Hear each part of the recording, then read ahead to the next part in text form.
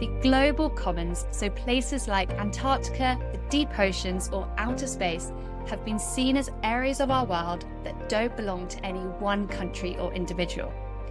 But today, powerful tech companies and Silicon Valley billionaires are increasingly interested in space, raising new questions about ownership, influence, and power. To explore this further, I'm joined by Dr. Alina Utrata from St. John's College, University of Oxford. Alina is a political theorist who studies the power and politics of big tech companies. So whilst not technically a geographer, her work connects political theory, technology, international relations, and geography to investigate how tech companies are gaining new forms of global influence. And her recent research draws striking parallels between the ambitions of space entrepreneurs and the ways empires once claimed and controlled land during the colonial era. So welcome, Alina, to The Curious Geographer. First of all, let's just unpick a bit about your research. Why are Silicon Valley tech billionaires interested in space? And why are you interested in researching this? Thanks so much for having me on. It's always a delight to talk about Silicon Valley and the space colonization projects of many of its prominent figures. So I study the politics of corporations. So I'm really interested in thinking about corporations, which we traditionally think of as belonging to, business or economics. They're kind of not political actors in the same way that we think of state governments or international bodies like the United Nations. And I'm really interested in thinking about how, how are corporations and companies political? How do they act politically? How do they have political objectives, political agency, and political power? I actually grew up in Silicon Valley. So I grew up near a lot of these billionaires, near Facebook, near Google. A lot of my colleagues and friends from both kind of who I was growing up with, but also at university, ended up joining these tech companies.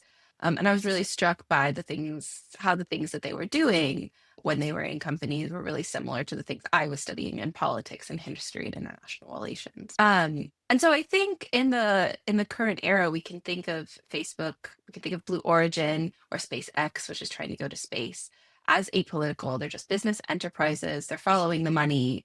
The next big frontier or place to kind of make profit is space. But my work looks at how it's actually not true, and that throughout all of history, corporations and companies, although they are often in pursuit of profit, are also political actors. So if we think back in history, things like the British East India Company, the Dutch East India Company, these were merchant enterprises. These were businessmen who were going out and colonizing. And yes, of course, they were in pursuit of profit, they were in pursuit of new trade, but they also had to be political. They had to negotiate treaties. British East India Company had the power to wage war. They had a standing army that was larger than many monarchs of the day. They could mint coin. Um, and so they're very political.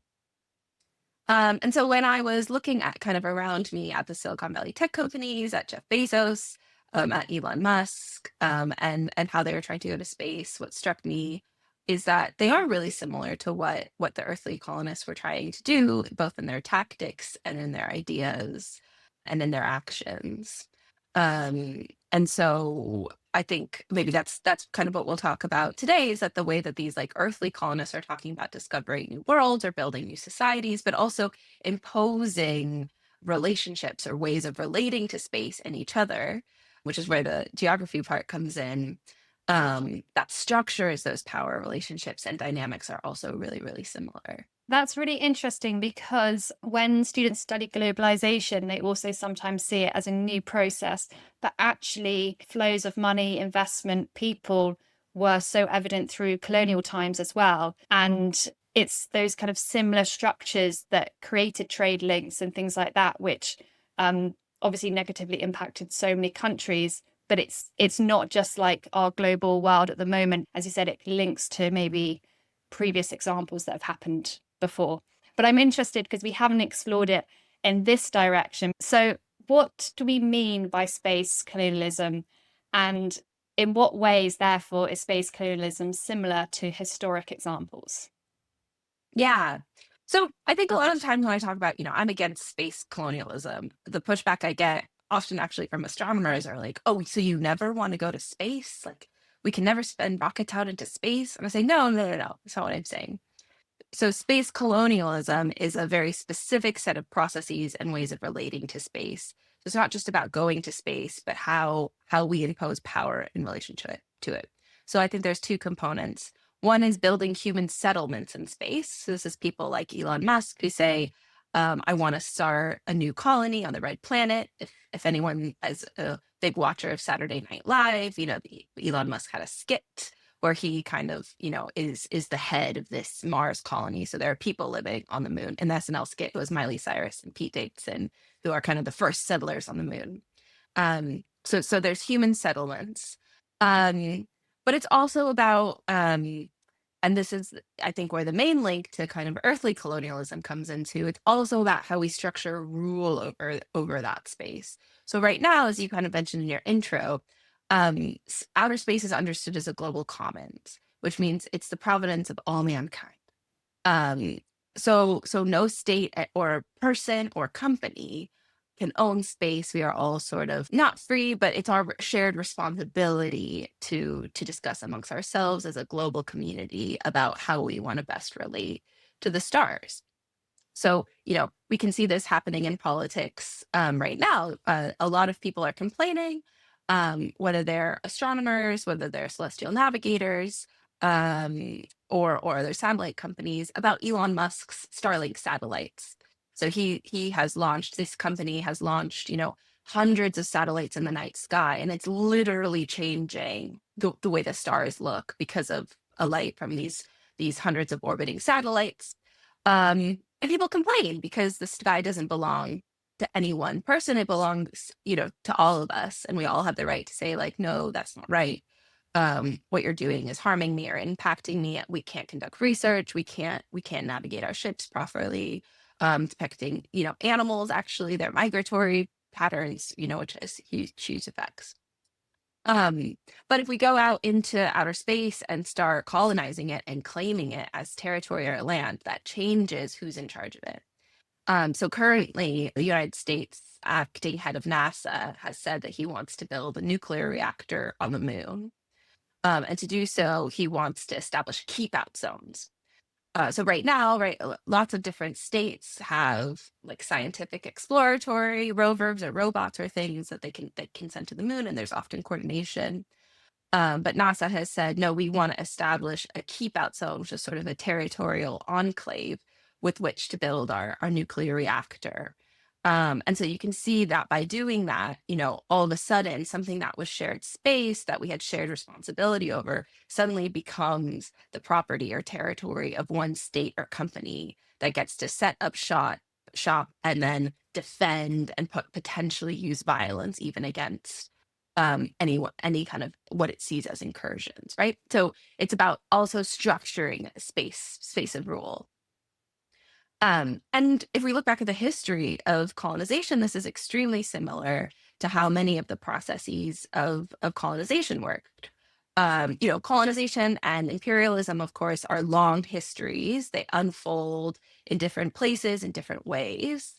But I think two things that we can see are very similar, kind of trends across both sort of earthly history and now in space. One is the use of corporations as a kind of mask or first mover kind of action. So you can see in historical colonization that it's often the merchants and it's often companies that go out and trade first, and they build up these trading outputs. So if we look at the history of the British East India Company, for instance, right, they get chartered, headquartered in London. They go out. They're at first they're just mere merchants.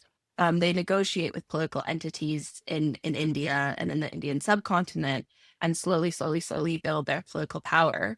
And then they basically get annexed by the British government, right? So the British government takes them over. And we can see this in the what's going on in space as well, where international law and international treaties say space cannot be claimed by any states.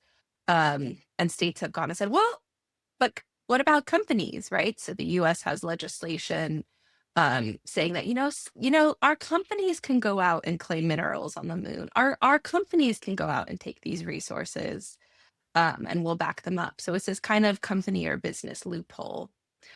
Um, and secondly, which maybe we'll come on to, it's about relating or imposing to space in the same way. So it's about creating territory, creating territorial enclaves, creating territorial property, like we see with keep out zones, that might, start with companies, but then ultimately impose kind of state like rules or structures, which will be defended. That's it.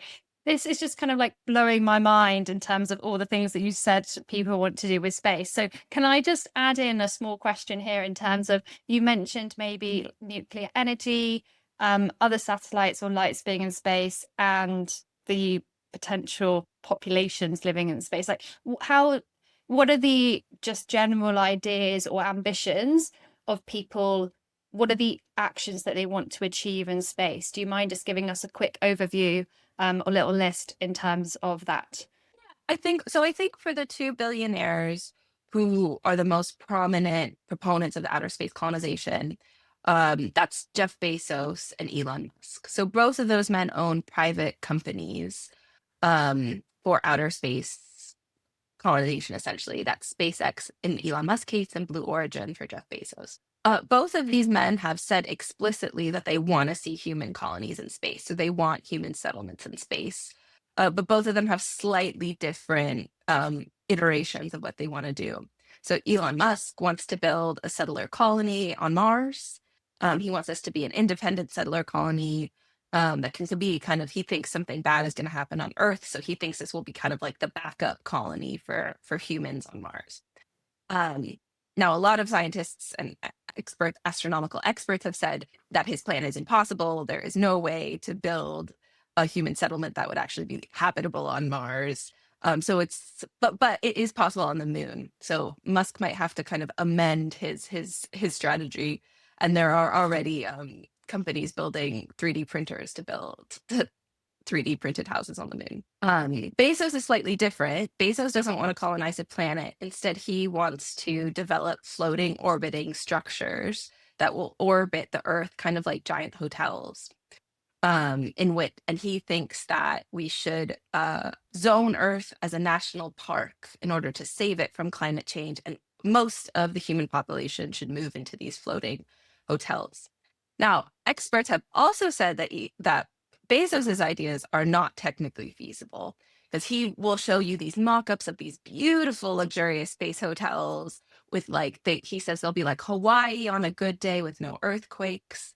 But again, experts, if you look at pictures of the International Space Station, these are really cramped, crowded conditions. They're definitely not luxury yachts. Um, and again, while he says that, oh, this is like for climate change to protect Earth, the amount of like pollution and energy you would need to like build and keep these, space pods floating dwarfs any kind of energy you would need to have a green transition on Earth. So I think for both of them, they just read a lot of sci-fi as kids, and they're really excited about trying to make it happen with their billions of dollars.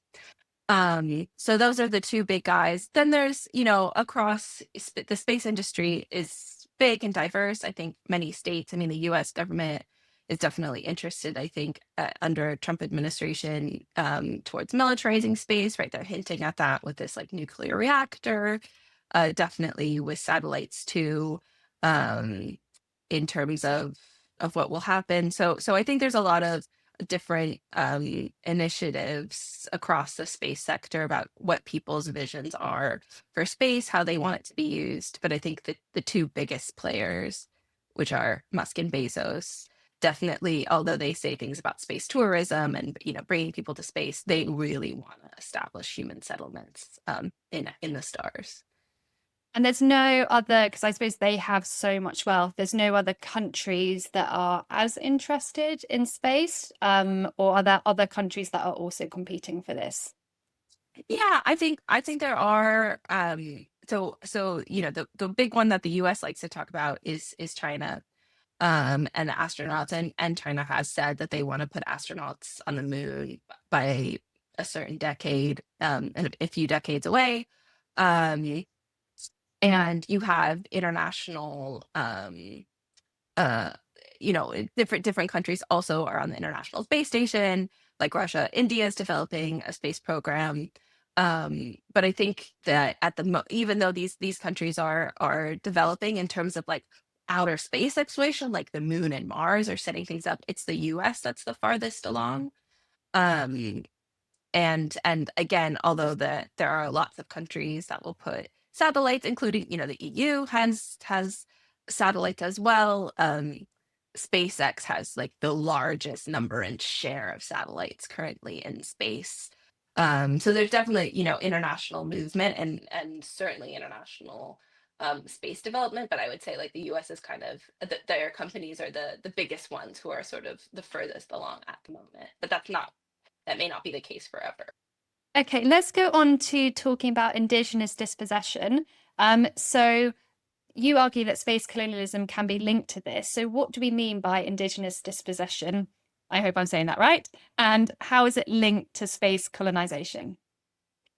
Yeah, so this is again one of the biggest objections when I talk about outer space colonization and why I'm against it and why I think it's a really bad idea. I think the biggest objection I get is, well, listen, no one lives in outer space, right? So if we think about like the harms or what was wrong about earthly colonization or colonizing this planet, we often point to indigenous dispossession, which was, the displacement and genocide and theft of land from indigenous communities. And so if we can think of, again, although these happened in very specific histories in different ways, we can think of indigenous dispossession as a sort of overarching process of theft of native land, whether it occurred where I'm from in the US, in Canada, in North America, to indigenous communities in, say, Polynesia, New Zealand, Australia, Hawaii. Um, Indigenous dispossession sort of refers to this theft of land that belonged to the indigenous inhabitants. And so they say, in space, this is not going to be a problem because no one lives there. So you can have, as one theorist put it, colonialism without the guilt, right? We can finally do all the things that were good about colonialism without having to feel guilty about all the things that are bad. And so I argue, however, that this understanding of a guilt-free colonialism is completely wrong if we actually understand how indigenous dispossession took place on Earth. And this is where I think if you're a geographer, um, geography is really attentive to these questions around how to structure spaces of rule. So geographers normally are very suspicious of these claims early on. And so, if we think of indigenous dispossession on Earth, a lot of people have accused people who claim that native land was stolen. They'll say, you're kind of a paradox, you're a contradiction in term, because on the one hand, a lot of indigenous communities say, we don't believe in owning land or the earth as territorial property. But on the other hand, you also stole this land from us. So, critics will say, well, how can these two things be possible? You said you didn't own the land, but also that it's stolen. And so indigenous dispossession, as theorists and geographers have pointed out, is not just about stealing something, but about creating territorial property in the first place. So when European colonialists arrived in all these different places, people had lots of different ways of relating to space. They had lots of different ways of property, of understanding property. So in New Zealand, for instance, property might be the right of a family to harvest fruit from a certain tree, to fish in a certain part of the river at different times of the year. And they have overlapping claims on these spaces. But then when European colonials showed up, they wanted to buy territory. They wanted to buy land. So they wanted to buy these exclusive zones. They were like, I don't want to buy the right to harvest from the tree at a certain part of the year. I want to buy a 1 by 1 acre plot of land. And so even when were land sales, there's these kind of different understandings of what does it mean to own property over this space. And so what the European colonists did was they imposed, um, or like literally invented territorial property in order to buy or take it. And that's structured spaces of rule, right? That's structured what you could do. All of a sudden, like there aren't multiple families existing in a separate place with separate things. There's a territorial enclave with a group of people who are defending the borders of that enclave, who are allowed to do anything they want to anything that exists in that zone. So if you understand, you know, indigenous dispossession as the invention of territory, all of a sudden, what's going on in outer space looks a lot more similar to indigenous dispossession than it does if you just say that nobody lives in outer space, right? Because, right now we can all object to Elon Musk satellites in the sky. We can all object when people try to mine the moon for minerals or they leave, you know, Neil Armstrong left diapers on the moon, right? When they visited the moon. We can all object and say, that's terrible. Don't treat the moon that way, or I don't like this, or this is impacting us in different ways. But if you invent territorial property on the moon, like we're doing with the US is doing with these keep out zones, um, all of a sudden, right, we all don't have collective responsibility over that space. All of a sudden, one guy or one company owns it and they can do whatever they want.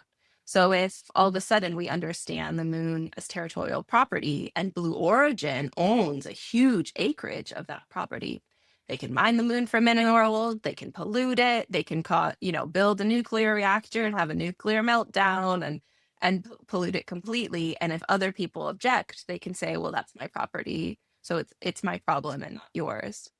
So I think colonialism and indigenous dispossession, there are lots of different processes about it, but it's also about like how do we structure space, rule over space, and relationships, political relationships between each other, right? So treating the moon as territorial property doesn't just change how we relate to the moon, it changes how I relate to Blue Origin or SpaceX or these companies or Elon Musk and what they can do and how it impacts me. And that's, I think, one of the really important lenses that geography can offer you, which is how do we think about the structuring of rule in space and what that means for political relationships?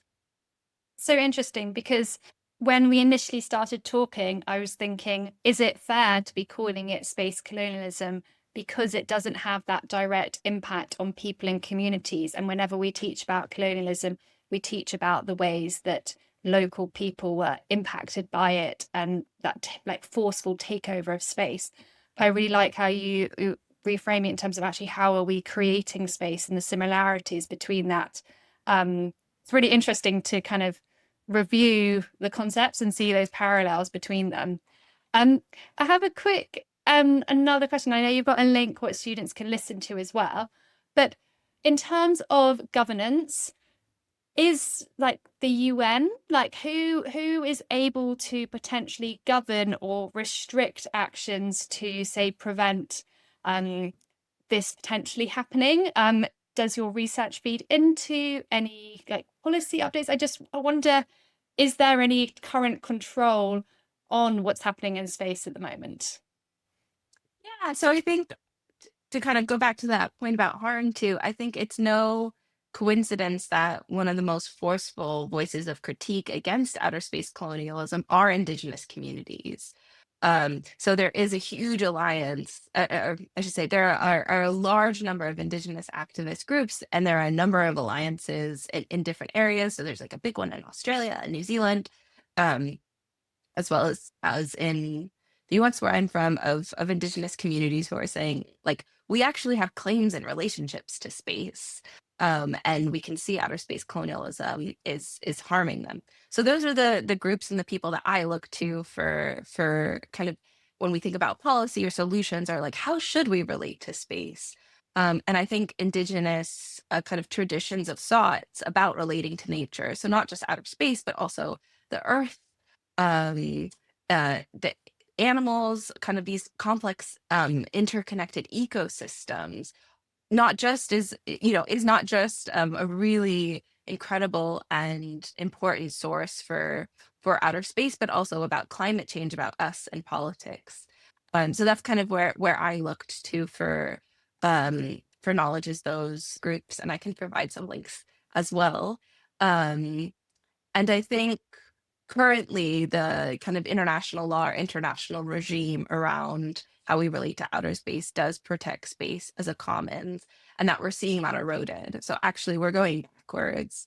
Um, and we can see kind of these nefarious ways US law, US companies um, uh, are negotiating what's called the Artemis Accords, which are these bilateral treaties which are slowly eroding this kind of collective governance and responsibility of outer space that is already codified in international law. So we're seeing that being attacked and eroded.